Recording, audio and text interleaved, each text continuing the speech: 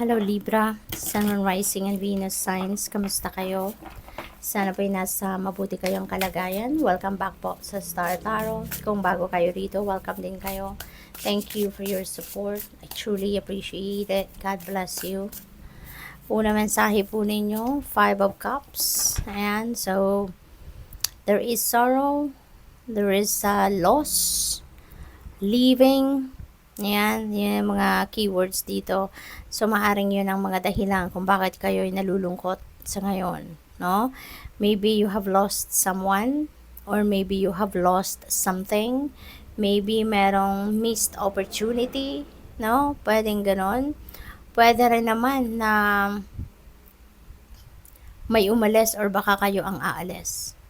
You know? So, pwedeng ganon. Baka yung ano nito, yung umalis could be someone na talagang someone dear to you, no? Kaya nasaktan kayo or talagang mamimiss mo siya, no? For whatever reason, pwedeng mahal mo sa buhay ito no? Kaya gano'n na lang ang iyak ninyo, parang gano'n. Pero we never know, depende sa inyong sitwasyon. Baka yung rason ng pag-alis ng taong ito could be trabaho, relocation, pwedeng gano'n, no? Or for whatever reason. And or maybe kung kayo naman ang aalis dito, syempre, 'di ba? Talagang malulungkot din kayo kung kayo aalis.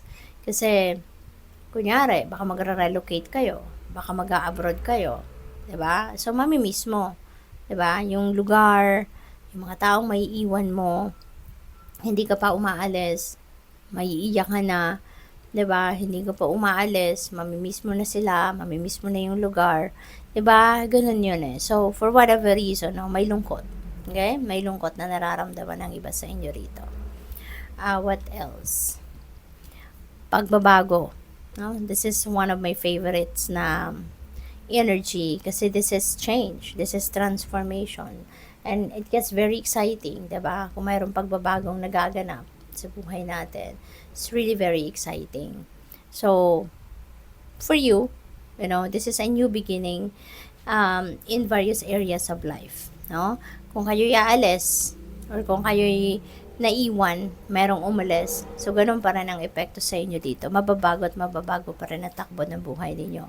Kasi merong nabawas, no?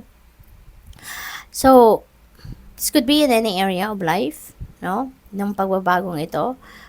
This could be in any area of life. Pwedeng sa love life, pwedeng ibang klaseng relationships, friendship, pamilya, trabaho, career, negosyo, diba? It could be in any area of life na pagbabagong ito.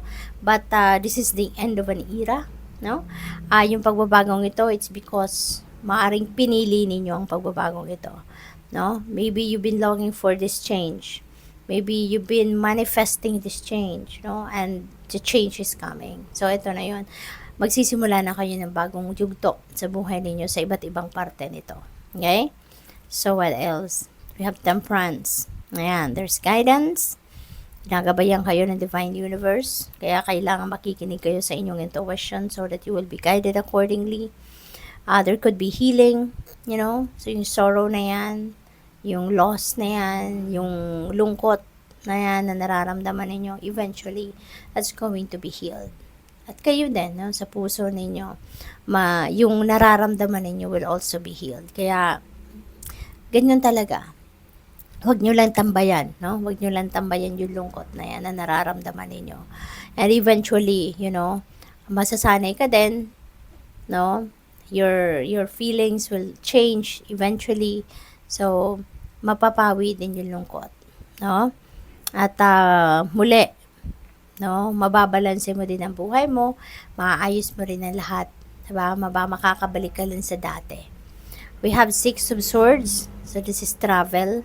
Maaring ang iba sa inyo is going somewhere. This is moving on energy. So, pwedeng kayo talaga ang aalis, no? Maybe kayo ang aalis kasi there's living energy rito. So, you are really going to move on and move forward sa buhay. You're going to leave something or you're going to leave someone or you're leaving a place dito talaga kaya kayo magta-travel. Kasi this is no longer serving your highest good kung ano man ang sitwasyon na dito. whatever your situation is na iiwanan ninyo, this is not good for you anymore, this is not serving your best interest, maaring toxic situation na to para sa'yo. Kaya wala ka ng ibang choice na pwedeng gawin para maging maayos ang inyong kalagayan is to move on, is to live, no? Physically, tatanggalin mo na yung sarili mo dito sa sitwasyon na to. So, which is good. Diba? Kailangan mo ng tibay ng loob, tatag ng dibdib dyan para magawa mo yan. No? But that is for your best interest. So, what else? We have transformation. Ito na. Death energy, pagbabago. This is going to change. This is going to change. This is going to change. So, definitely, na maraming mababago sa buhay ninyo. So, yun. This could be a game changer talaga. Yung kung ano man ang mga mangyayari sa buhay ninyo sa ngayon, that's going to change the course of your life. So, what else? We have inspiration. Pero at least, no, sa mga pagbabagong itong gagawin ninyo, maybe you are going to be very inspired about this change, no? Kasi feeling ko talaga ang mga pagbabagong ganap, no, sa buhay ninyo ngayon, maybe this is what you've been manifesting for so long. Baka ito yung matagal na ninyong gustong mangyari, pinagdadasal na, Lord, diba? Bigyan mo naman akong pagkakataon mabago ang aking situation for the better. Yung ganun. Parang matagal mo ng pinagtatrabahuan at pinagsisikapan na mabago na ang takbo ng buhay ninyo. So, this is it. No? This is it. You're going to be very inspired sa ngayon. Maaari din kasi na meron mga opportunities around you sa ngayon, ano? Na talagang gusto mo nang simulan ng pagbabago sa buhay ninyo kasi nandiyan na yung mga oportunidad, no? At posibilidad, diba? Na will support your plans, no? Na baguhin ang inyong sitwasyon. We have travel, definitely. No, magta-travel talaga ang iba sa inyo. So, pwedeng relocation talaga. No? For some of you, this could be relocation. Some of you, baka maghahanap pa lang kayo ng titirahan, maghahanap pa lang kayo ng malilipatan, no? So, maybe, parang isa-survey ninyo yung lugar na gusto ninyong puntahan, yung ganon. We have healing. Ayan, so healing, so definitely, no? Your situation talaga is going to change. It will be healed. You will be supported by the divine dito at magiging maganda, maayos din ang inyong pakiramdam at ang inyong sitwasyon. So, this is really beautiful energy. Okay? So, napakaganda kasi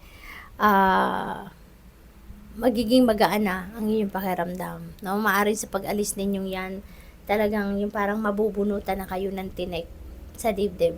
No? So, which is really, really good.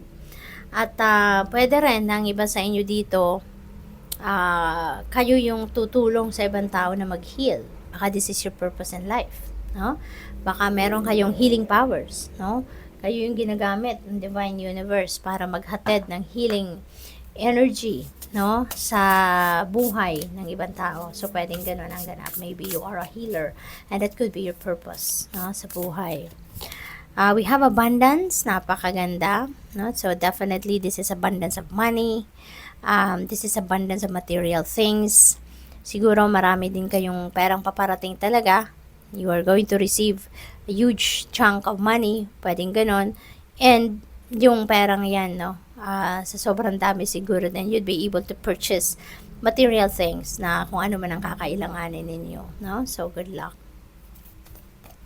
We have flow. Ayan. So, you're going with the flow with life. You are surrendering to the divine universe sa ngayon. Kaya maganda, no, ang mga mangyayari sa buhay ninyo kasi masunurin kayo sa divine guidance, nakikinig kayo sa gabay ng Panginoon, kaya kayo ay binibless.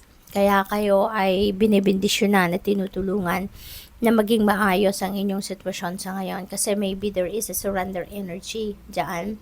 So talaga sigurong inaalay mo na, no, yung buhay mo sa divine universe. What else? We have love. Wow. Maaaring ang magiging rason ng pag-alis mo na dyan ay love para sa sarili mo. Diba? Kasi toxic, no? Kung anong pinanggagalingan ninyo kaya maitim na maitim because that is a toxic situation na iiwanan ninyo dyan. And because of self-love na ngayon ang focus ninyo, self-love ngayon ang parang yun ang priority ninyo sa ngayon. Kaya pipiliin ninyong mag-move on na sa buhay. Pipiliin ninyong umalis. No? Pwede rin ng iba sa inyo dito, baka love is in the air. Baka meron ditong, for others of you na single pa, no? Baka meron ditong offer of love. Diba?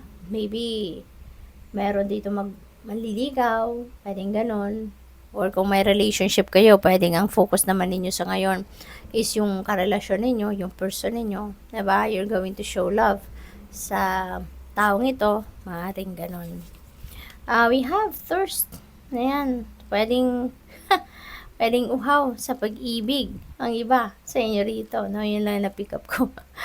Maaaring uhaw sa pag-ibig ang iba, no? Sa inyo rito. But of course, yung iba lang kasi this is not going to resonate with everyone. So just take as it resonates. So pwedeng ganun ang sitwasyon ng iba, uhaw sa pag-ibig, no? Pwede rin ng iba sa inyo dito.